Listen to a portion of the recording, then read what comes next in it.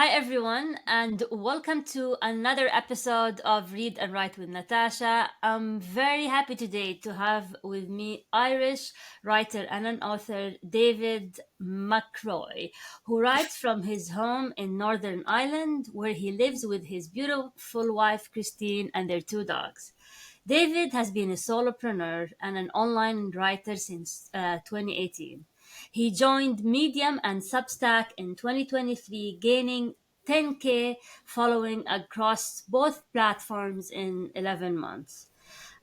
His debut novel, The Soul Burn Talisman, is due for publication on May 31st, 2024. So, David, thank you for joining me today. I'm so happy to have you on the podcast, and thank you for accepting my invitation. I've been following your amazing work on Substack, and I'm a paid subscriber, so I'm really getting a lot of value from your work. So, thank you for joining me today, David. Thanks for having me, Natasha. I really appreciate it, and thank you for being a paid subscriber to my Substack. I really appreciate that too. Every paid subscriber helps take me one step closer to being able to do Substack full time. So I really appreciate your support. Oh, are you welcome? Of course. So, David, this takes me to I think the core of this interview, at least for me, is you are living off your writing as a full time writer, and this is for me is a big achievement since I talk to authors all the time, and a number of them, they have to get another job or another side hustle in order to um, make it as a writer, because many of them, the idea of writing full time is still not sustainable financially. So how did you manage to do it, David? So first of all, I should explain that I'm working towards writing full time, and that'll probably happen later this year. Okay. So I'm not 100% of the way there just yet, but I am 100% self-employed. So Okay. writing is probably at the minute 50% of my income, and then the other 50% is my online business, which I run from home. Mhm. So the goal for me is to be fully self-employed in terms of writing by the end of this year, Okay. or the start of next year. And I can see how that journey is laid out, in steps ahead of me, and I know how to get there. So it's just a matter of time, essentially, from getting to where I am now to there. Yeah. And I mean, even 50% is huge. And how did you get to 50%? And how are you think you're gonna get to 100%? Good question. So the 50% really has been largely through Substack and Medium so far. I started writing on Substack and Medium about June last year. Okay. I've been writing online for a few years, but I started on those platforms last year, and my following has just grown fairly quickly and steadily. And through people like yourself who support me as a paid subscriber on Substack, and through my Medium earnings as well, through the writing I do there, it's just grown to the point now where it's moving towards the stage where I can write full time, which is really exciting. That's always been the goal for me. I want to be able to not stop working in my other business, but be able to have the other business set to one side so it can be its own self-sustaining ecosystem, and then I can Mm. work on writing over here and just do what I love to do, which is to write. So the steps from here to where I get to the stage where it's 100% Yeah. is really just growing Medium and Substack, just continuing to get more free subscribers that convert into paid subscribers on Substack, and to keep growing my base on Medium until I get to the stage where I get enough coming in from both of those platforms that it completely covers essentially all my bills every month, so that I can then be unlocked and freed up to do what I want to do, which is write full time. So you only started last year, and you have a lot of followers, and it's not even the number of followers for me, because it's just the vanity metric. For me, it's the engagement. Your Mm. engagement on Substack is huge. Like, you post one line and you have tons of comments, Mm. and I post I don't get as many comments. So what is your secret? And you've only been doing that for a year. How did you get there? So I think I was lucky because I came across Substack at just the right time.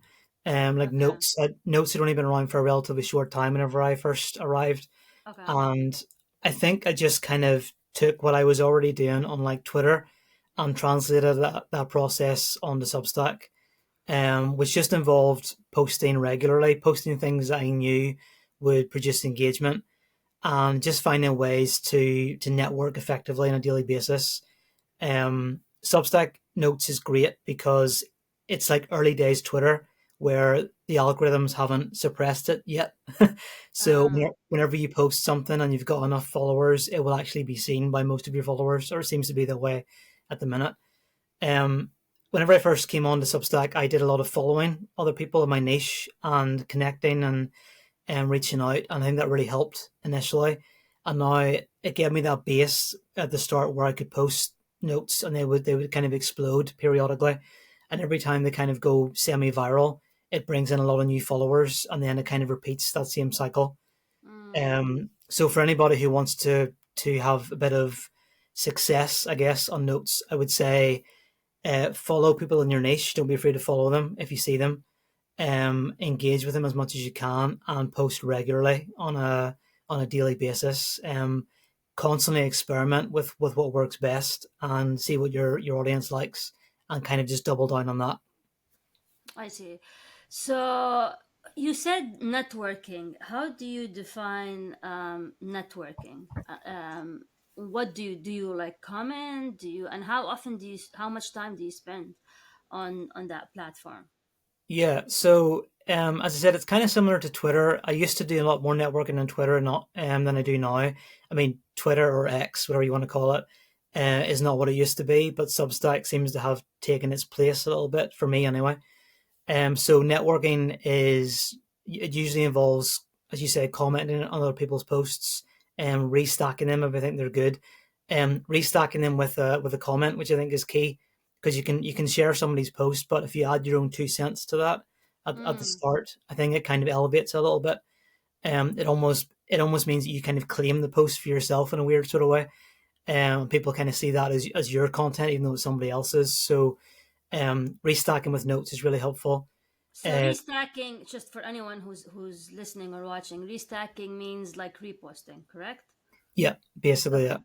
Okay. And then commenting on other people's actual articles on Substack as well. So actually going into their comments, liking their post and commenting on their content. And again, it's just making yourself visible.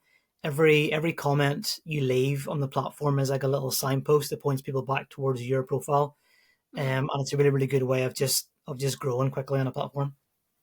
So how many, let's say, comments or stacks or posts do you post daily or weekly? I mean, what is your cadence? My cadence would probably be I don't go for a specific amount. At the minute, notes is very fluid, so I would try to post maybe 2 or 3 times a day in terms of notes. Okay. And try to leave a few comments every day. I'm subscribed to a ton of newsletters on Substack, a ton of publications, and I get them all in my little Explorer, the little uh, inbox tray icon. So I'm able to sit down and just scroll through that and then see which titles jump out to me and then leave comments on those. So I would do that on a daily basis as much as I can. And yeah, it's just a matter of showing up and just kind of being there. And if you spend a little bit of time on your feed, you're going to come across posts and publications that jump out to you, and then you can engage with those. Hmm. Yeah. Interesting. So, okay. So how do you convert free subscribers to paid subscribers? You So, mentioned, yeah, yeah. yeah. So, well, that's always the biggest challenge I think for any publication owner, is trying to convert that small percentage that you need to kind of make Substack a full time occupation. Um, I think just make the option visible a lot. So in every post I put out, there's an upgrade option, an upgrade button people can click if they want to change their subscription from free to paid. I think it's also about growing your free base as much as you can. You just give yourself a better chance of gaining more paid subscribers if you've got more free subscribers there. So I work a lot on trying to grow the free base as much as I possibly can, which is a lot of work and it does take time and a lot of experimentation and iteration. But again, you just increase your chance. You're probably only going to get 3-4% of your overall free following converting over to paid. Substack says 10%, but I don't think that really happens for the most part. I think you'd be doing very, very well to get 5% of your free subscribers to become paid. And in order to get enough free subscribers to convert, you just need to have lots of them, I think. And what do you offer your paid subscribers that I won't get from a free subscription? Yeah. Yeah, so paid subscribers for my publication get the usual things like full access to every article in my archive, the ability to post comments under paid articles. All my articles go under a paywall after a certain amount of time. I think at the minute it's like 6 months or maybe a year. They'll all drop behind the paywall. So after a point, all of my content is paid. So it's a good idea to be a paid subscriber because you get that access like ongoing. Paid subscribers also get access to my online course and any future courses or any future additions to those courses that I bring out. So it's a good idea to be part of those because the courses themselves can be minimum around £50, possibly up to £100, but you get that for free as part of my paid tier. And if you are a founding member or a sustaining member, as I call it, which is basically more than a normal paid tier, you also get access to an online coffee chat, kind of like what we're doing now, kind of a coaching call. So anybody who wants to chat to me directly about how to grow their Substack or their solo business or their writing career, you get access to that as well. And you can choose to pay anything above the paid tier as much as you like for that. Oh wow, this is brilliant. I'm gonna steal this. Like for me, I think is when do you decide to activate the paid membership in terms of like how many paid subscribers are you willing to put the paywall in? Like for me, let's say, do I need 5 paid subscribers to start activating the paywall, or when do you make that switch? I mean, there's always this, like I add something like, if you want to support this, be a paid subscriber, but I don't have a paywall, anyone can access it. When do you put the paywall? And you mentioned something about 6 months. Does this happen automatically? Is there a setting that you activate, or how like when Yeah. did you make the switch, and when were you courageous enough to actually put things behind the wall? So I'll answer the first part first there. So the setting isn't automatic. You have to go into your settings in your dashboard. Okay. And you can set that at like a week. It can be like a week before everything goes behind the paywall, or it can be a year, or however long you want, or it can be never. Okay.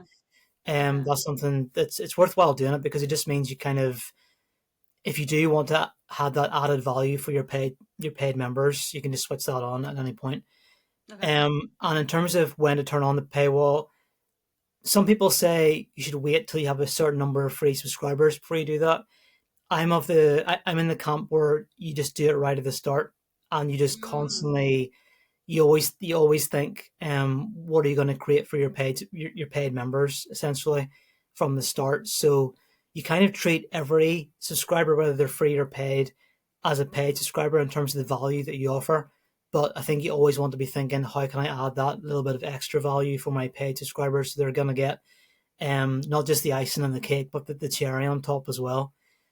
So my advice would be, if you're worrying about when to turn the paywall on, just turn it on and start creating content that's just for your paid members. What if you only have one paid member? Is it, I mean, because when you start, you're gonna start with one or two. Do you actually saying start from the start? Okay, so now, I have, I have a lot of free members, but few paid members, and Mm. part of me was like, is it, um, when do you like put a lot of effort for a few paid members, or Yeah, when do you decide that's for me? Let's say I only have one paid member. that's a good point. In that case, I mean, it's up to you. You could wait till you have maybe like 100 free subscribers before you turn it on, but I think it depends on your like rate of growth. So let's say you have 50 free subscribers, but it took you like 6 months to get to that point. I think at that point you would need to maybe give it a bit more time. But if you gained 50 free subscribers after like a week, then you could start to think about turning your paid tier on a bit sooner. I think I maybe turned mine on whenever I had 150 maybe free subscribers, so it wasn't right from the start. But no, sorry, that's wrong. I think I had 50 free subscribers when I turned mine on, and I got my first paid member whenever I had fewer than 100 free subscribers. So yeah, I think if you've only got one subscriber, then wait a little bit until you turn it on. But if you've got maybe 50 to 100 at that point, think about switching on your paywall. Okay, so I turned on my paywall. I have over 200 free subscribers. And I have one paid subscribers and I have around 200 free subscribers. I turned the paywall. I just finished writing an article on Substack. I want to push it. So if I push the paywall, what happens to the free and what happens to the paid? What would be the extra thing the paid get from the article? It's up to you. I mean, some people like to paywall their article right from the start. So there's maybe like a line and then the rest is paywalled. Some people will paywall it closer to the bottom. So they'll maybe give away a lot of free value, but then there's maybe something at the end. Like say they had 5 points that they were trying to make. Their fourth and fifth point might be behind the paywall, but the first three might be free. So Okay. it just kind of depends what you want to give away. I don't think you can get more paid subscribers without creating more paid content. So if you always just give out free content, you're never going to convert people into being paid. Sometimes you can. Some people do want to pay. They want to pay you just to support you for the sake of being Yeah, a yeah, supporter, which is yeah. fair. But I think most people want to get something in return for what they're going to pay you for. So I think you have to always have that in mind, and always try to think, how can I gradually shift free into paid subscribers? Yeah, Mm. if that So makes your sense. strategy is like the end of the article is for paid, or maybe the ability to comment is for paid, or something like this. It could be. Or and I like your idea is that you give them access to all your free courses, or all your you just give them an access to your free courses. Yeah. So people who subscribe as paid members for my both my publications, will get an email thanking them for subscribing, and then there's a code in the email that lets them take 100% of the price off my online courses. So I think a lot of the time people want the paid content within Substack is more important than the extras. So the extras are just extras. They're things that you can add Mm, on that other people can't add on. But a lot of the time, it's what is within Substack is more important than anything else. So the more value you can add there, and the more people can see how that value can translate into helping them within mm, Substack, the better, I see. I think. I see. So where do you run your paid courses? Which platform? I used to run it on Thinkific, and then I'd switched over to Gumroad because Gumroad's just easier. They Okay. take they take 10% off each of your sales if you've got paying products. But in terms of setting things up and getting it going, it's just so much quicker on Gumroad. So yeah, I use it. Interesting. Yeah, because I run it on Kajabi now. I run my courses, so that's it's also another option. Brilliant. Okay, Mm. so we talked about Substack. You're also active on Medium, and Medium has a different, let's say, strategy, or a different way of looking at it, or a different payment model, which is you get paid per the number of visits, right? It's not based on subscribers. Yeah. And I get paid via Medium, not a lot, but I get paid. So do you think you can reach a point where you can make good living off Medium, and where do you stand when it comes to Medium versus Substack? Medium's interesting. As you say, it's a different model for how you actually Yeah. make money. I think with Medium, you can do it full time, but it's a small percentage of writers who get to that point. I think Medium works better as a part of an overall writing ecosystem.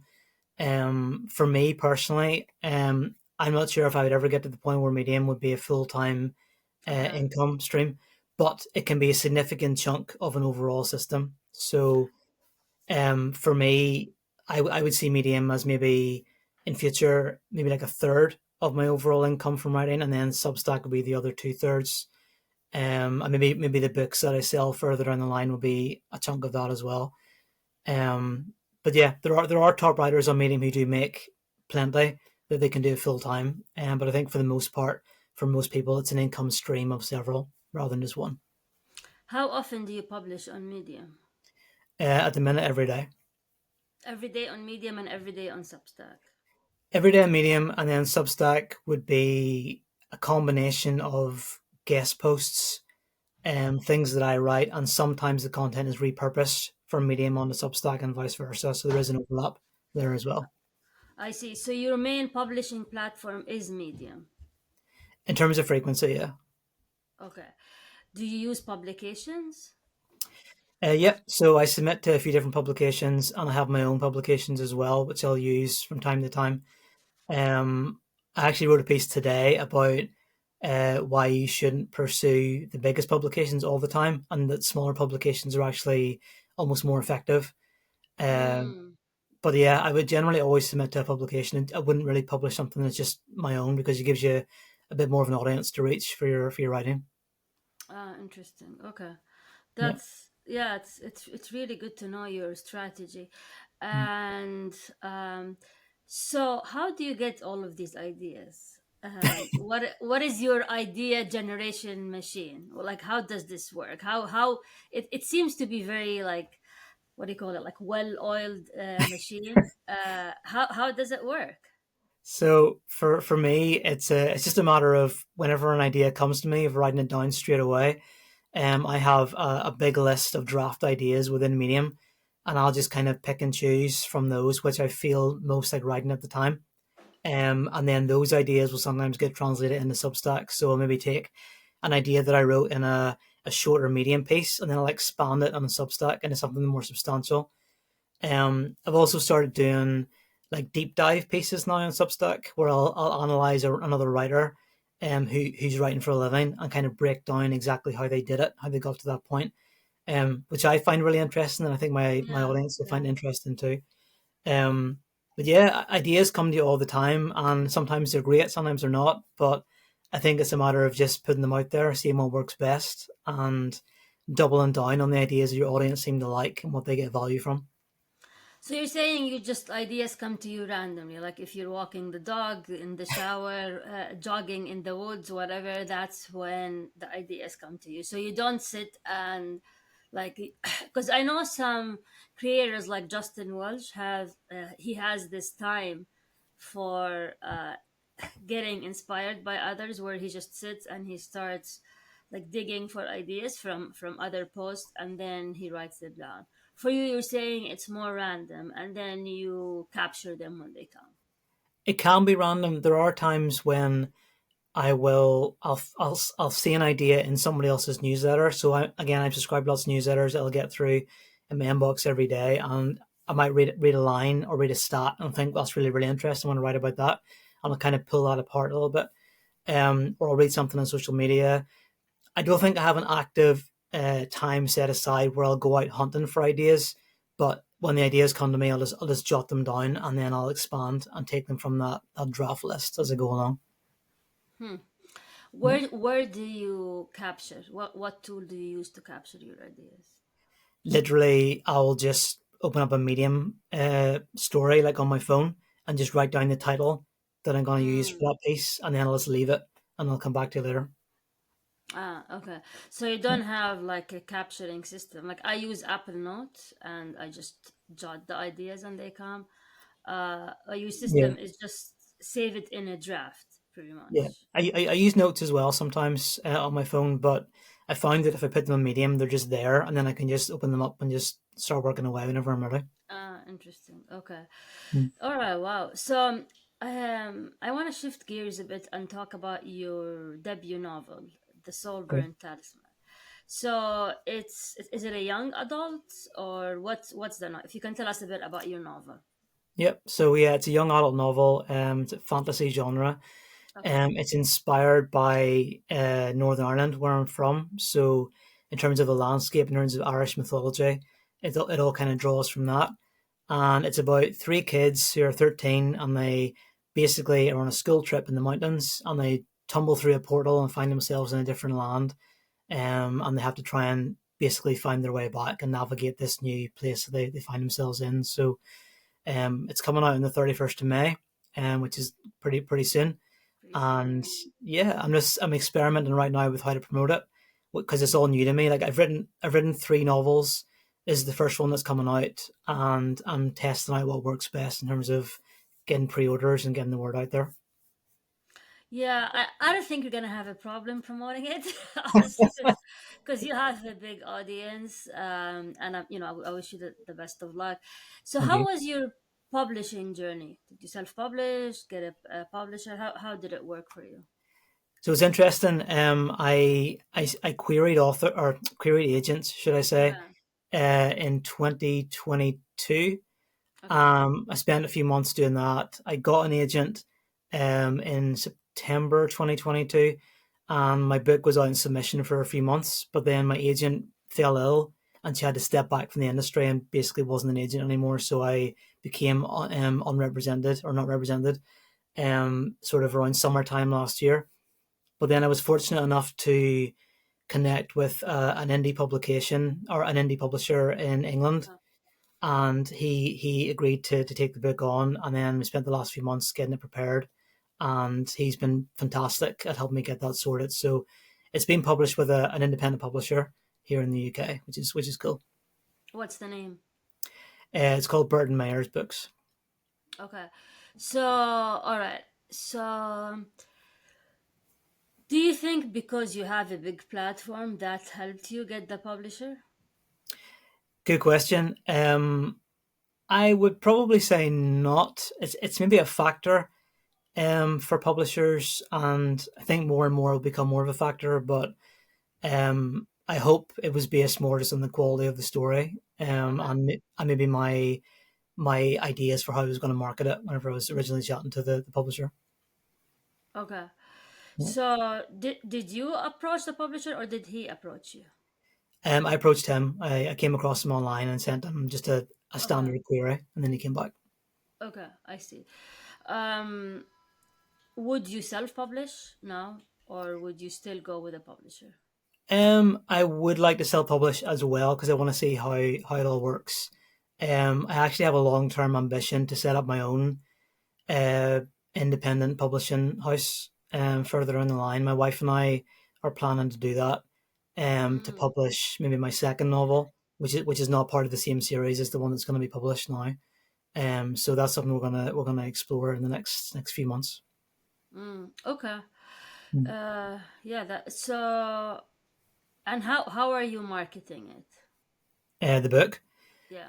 um, primarily through Substack. So I have a third publication, which is David Mcilroy fiction, which is where I'll put everything to do with the book and future books that are going to be coming out. And basically, I'm drip feeding information. Sorry, drip feeding information about it. So each week, I'm releasing a small aspect, or a small snippet of the book, like a chapter, or I released like the landscape map last week, for instance, or the cover, or things like that, or telling the backstory of how the book came about, and just kind of again constantly giving my audience the chance to pre-order it and just kind of keep it in front of them all the time.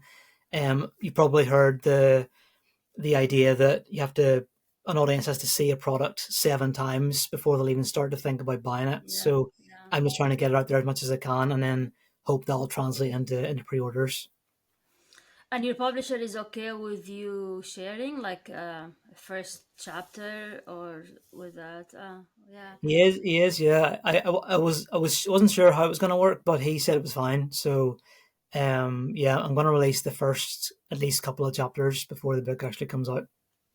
Ah, that's a very good idea, huh? See, you're a marketing genius. I just borrow things from other people, Natasha. Yeah, I know. What's that book? Steal like an artist. Um, so yeah, this is fascinating. Okay, I want to talk a bit about your routine. So it seems to me like you're a writing machine, right? So how does your day look like? Do you like wake up, start on Medium, then move to Substack, then move to your fiction work, then I don't know, walk the dog? Like, I think people are really fascinated by the idea of a solopreneur and how you structure your day, because you're, you know, the captain of your ship, the master of your destiny as a solopreneur. So how do you structure your day? So I've gone through different versions of this over the last couple of years to try and get it right. And I'll probably never have it totally right. But at the minute, what I do is the morning from whenever I wake up until lunchtime is for writing. And then Okay. after lunch until dinner time is for everything else. So I'll get up, I'll have breakfast, make a cup of coffee, I'll write a Medium article, I'll prepare or write a Substack article, and try and have all of that stuff done by the time I sit down to have lunch.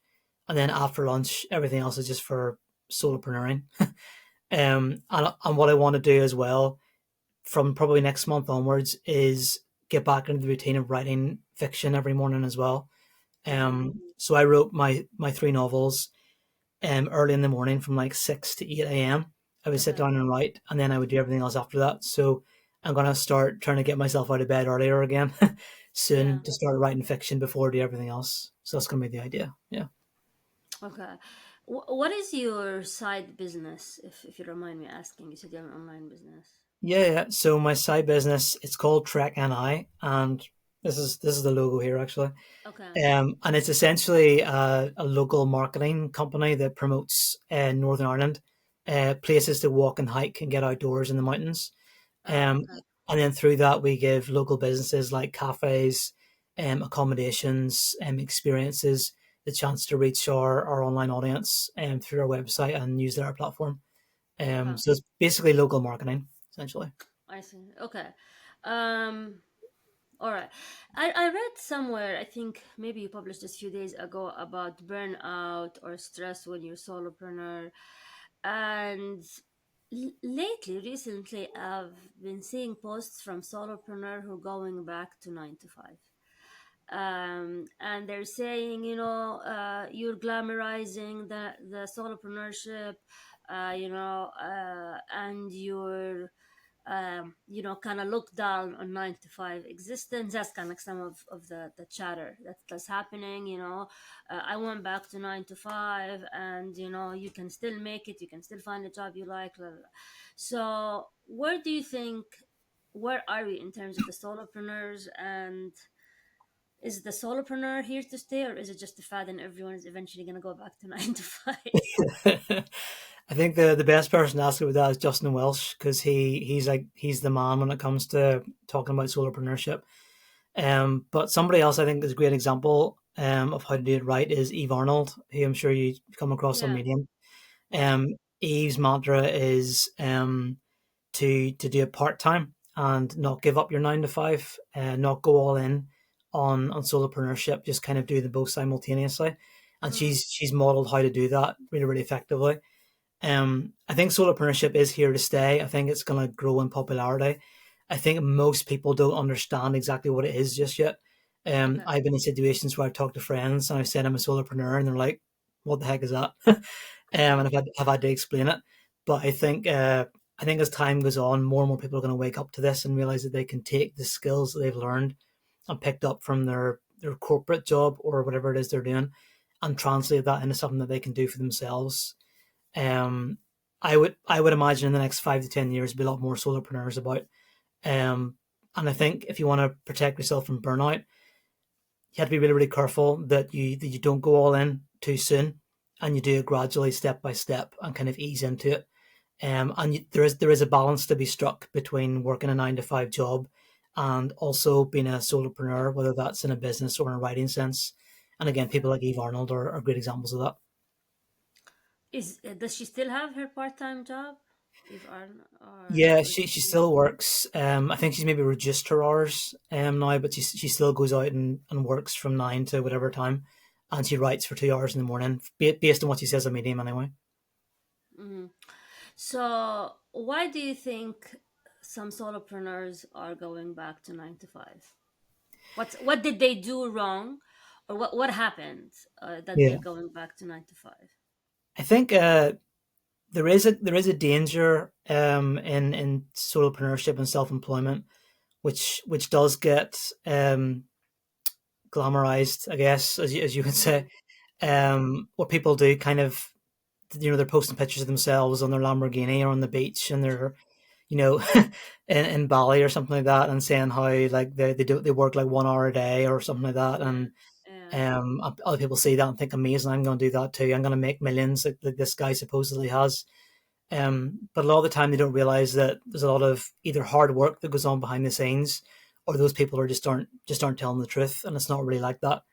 And I think people sometimes do dive in with both feet. I've particularly seen a lot of students, like college students, who are leaving their university courses and going all in, and that's okay if you 100% understand how it's going to go. But it kind of scares me a little bit seeing students, kind of potentially throwing away their education for the sake of something that they've seen maybe on Twitter, and then Mm, realizing pretty soon that it's not sustainable. And yeah, I think that's a slight problem. And there is kind of a toxic element to all that. And you have to be very, very careful about it and listen to the right people in the industry who will give you real advice, and talk about the bad as well as the good. I think if someone's always talking about how amazing it is and never sharing any negative stories, that's a bit of a red flag.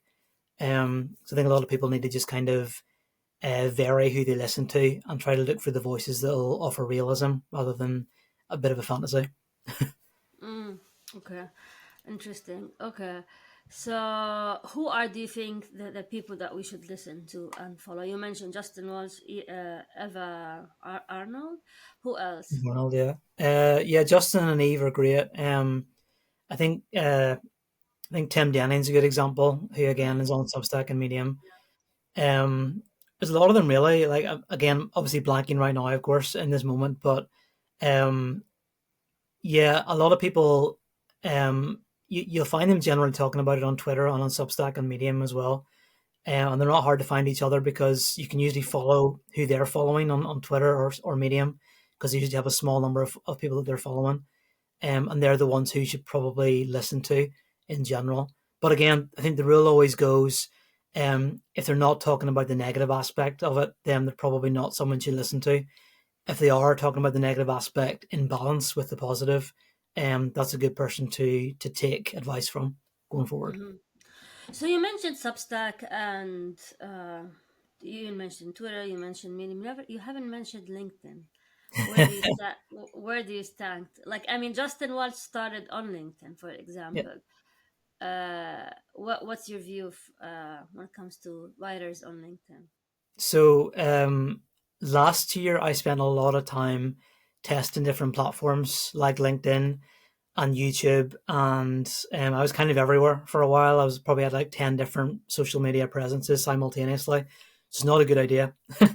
And LinkedIn was a big part of that, and I did spend a lot of time on it. And LinkedIn is a good platform in terms of social media for connecting with other people and writing, but it's still social media, and you still don't own your audience there in the same way that you own your audience on Substack. And this is what I think sets Substack apart from everything else, even from Medium.